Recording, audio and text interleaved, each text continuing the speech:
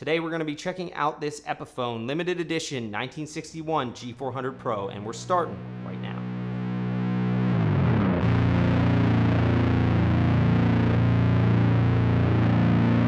What's up guys, Steve here again from Does It Doom, the YouTube channel where we feature weekly guitar lessons and gear demos in the stoner, doom, sludge, and drone metal genres. So if that is your type of thing, please like this video, subscribe to the channel, and ring that notification bell for more weekly doom content.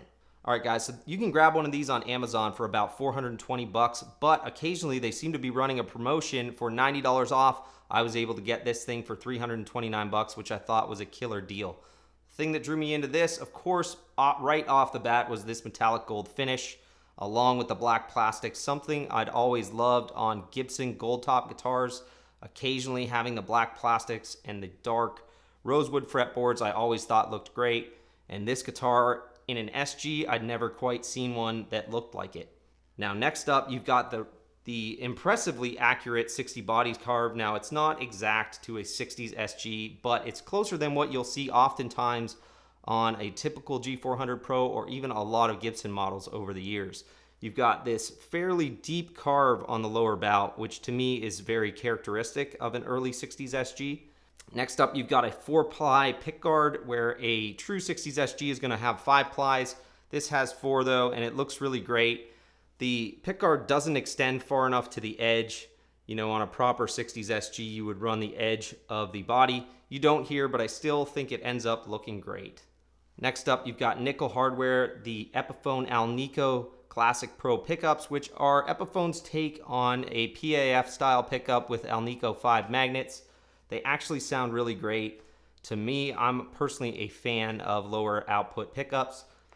The fretboard is bound, which does not show up in the Amazon stock photos. Of course, if you do want to check out the guitar, I have a link to the Amazon purchase site down in the description. It is available in 3 colors, the metallic gold, candy apple red, and silver burst. The fretboard is a torrefied composite. Really dark, really great looking.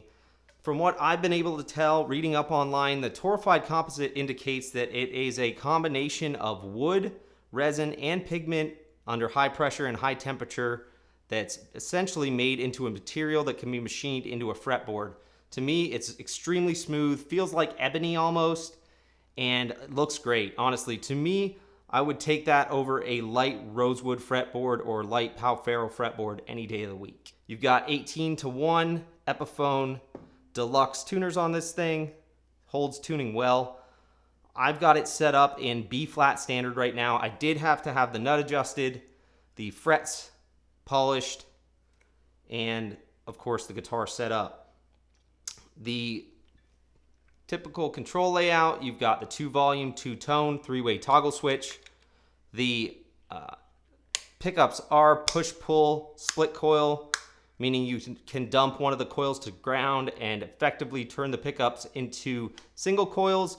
I've owned a lot of 60s SGs over the years, and I feel like the neck profile is true to those guitars. It's a D profile, but it's not extremely thin. It feels really good in the hands, and I think it feels accurate to what it should. Got, of course, 22 medium jumbo frets, the pearloid trapezoid inlays, and of course, a set neck. So, in my opinion, really great value for the price. You're getting a lot of early 60s specs out of this thing. The fretboard looks awesome. The finish looks great, and it sounds great too. So, if you're interested, again, links down in the description, but I think it's a great guitar for the price. For the demo portion on this one, we're going to be using a Mosky Black Rat, which is an LM308 op-amp based pseudo clone of a Proco Rat 2. It does have a standard filter control instead of a reverse tone control, and you can switch between vintage and turbo modes. Really cool pedal, 26 bucks. I'll have a link down in the description. And we're going to run all that through this Orange Crush 20 behind me. Now that amplifier is 140 bucks. Again, this was 26 bucks on Amazon, and this guy was 329 bucks. So for 495 bucks, just under 500 bucks for all the gear we're going to use in this demo.